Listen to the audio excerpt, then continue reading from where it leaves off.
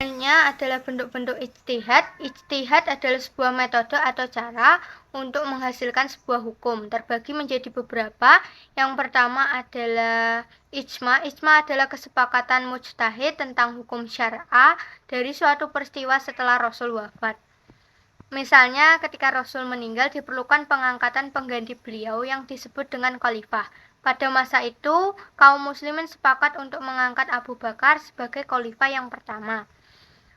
Untuk ijma sendiri terbagi menjadi dua. Yang pertama adalah ijma syar'i atau tegas, di mana ijma ini adalah seluruh mujtahid menuliskan persetujuan atau dengan secara lisan menyampaikan persetujuannya tentang hukum peristiwa tersebut.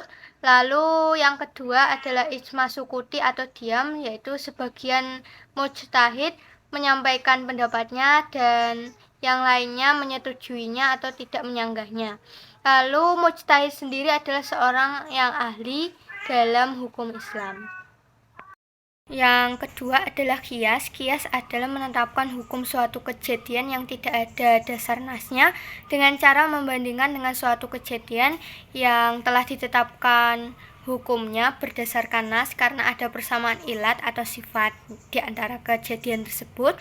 Lalu contohnya adalah narkotika dikiaskan dengan meminum khamr. Berikutnya, rukun kias itu terdiri dari 4 rukun yang harus dipenuhi. Yang pertama, asal atau pokok kasus lama yang sudah memiliki hukum tetap seperti meminum khamr.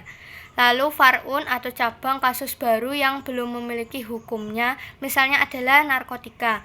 Lalu yang ketiga ada ilah, sebab, yaitu sifat atau alasan persamaan antara asal dan far'un.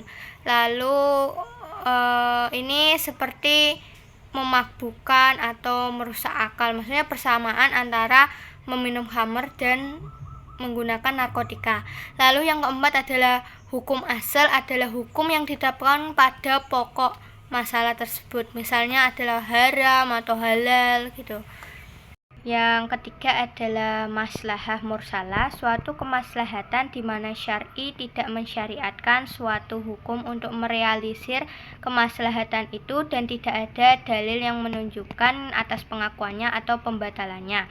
Contohnya adalah kemaslahatan karenanya para sahabat mensyariatkan pengadaan penjara, pencetakan mata uang, penetapan tanah pertanian, dan memungut pajak.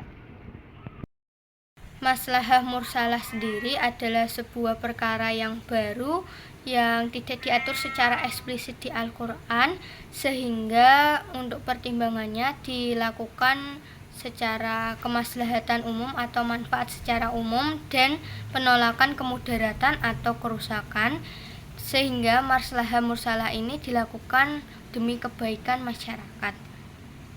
Yang terakhir adalah uruf. Menurut bahasa adalah kebiasaan, sedangkan menurut istilah adalah sesuatu yang telah dikenal banyak orang dan menjadi tradisi mereka. Tentunya tradisi ini adalah kebiasaan yang tidak dilarang. Contohnya adalah saling pengertian manusia terhadap jual beli dengan cara saling memberikan tanpa adanya sigot lafziyah. Sigot lafziyah adalah ungkapan atau perkataan yang diucapkan secara langsung atau lisan dalam sebuah transaksi atau perjanjian.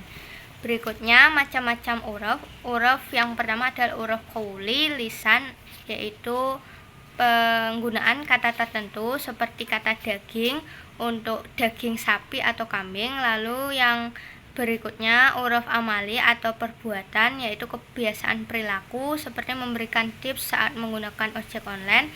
Lalu selanjutnya uruf umum, yaitu kebiasaan yang dilakukan secara luas seperti transaksi digital. Lalu yang keempat adalah uruf khusus, yang hanya kebiasaan yang hanya dilakukan di wilayah tertentu atau komunitas tertentu.